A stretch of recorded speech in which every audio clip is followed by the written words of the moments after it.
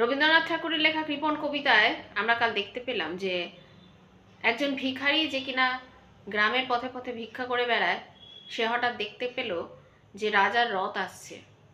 সে খুব খুশি হলো, কারণ রাজা আসছেন, তিনি তো নিশ্চয়ই ভিখারিকে উজাড় করে সব দেবে। সেই আশাতে ভিখারি দাঁড়িয়ে রইল। হঠাৎ সেই রাজার রথ এসে তার সামনে দাঁড়ায় এবং রাজা রথ থেকে নেমে আসে। ভিখারি তো মহা খুশি, নিশ্চয়ই সে অনেক কিছু পাবে। কিন্তু ঠিক উল্টো হলো। দেখলো রাজা তার সামনে হাত বাড়িয়ে বলল যে আমাকে কি দেওয়ার আছে তোমার দাও।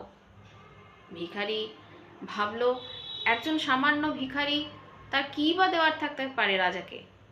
রাজা তো রাজার তো কোনো অভাব নেই। তবু সে তার ঝুলি থেকে একটা কণা বের করে রাজার হাতে দেয়। রাজা তাই নিয়ে চলে যায়।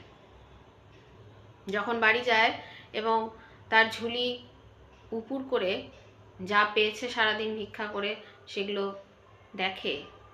দেখলো তার মধ্যে একটা ছোট্ট কণা সোনার পেয়েছে।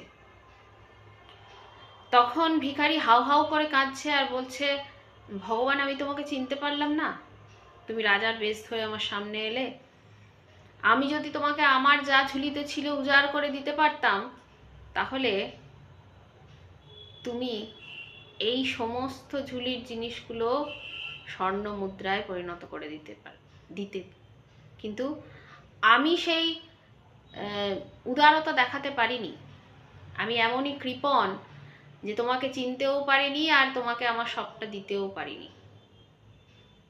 তো সত্যিই তাই, ভগবানকে যখন উজাড় করে নিজেকে সমর্পণ করে দেওয়া হয়, তখন কিন্তু ভগবান তাকেও উজাড় করেই সবটা ভরিয়ে দেয়।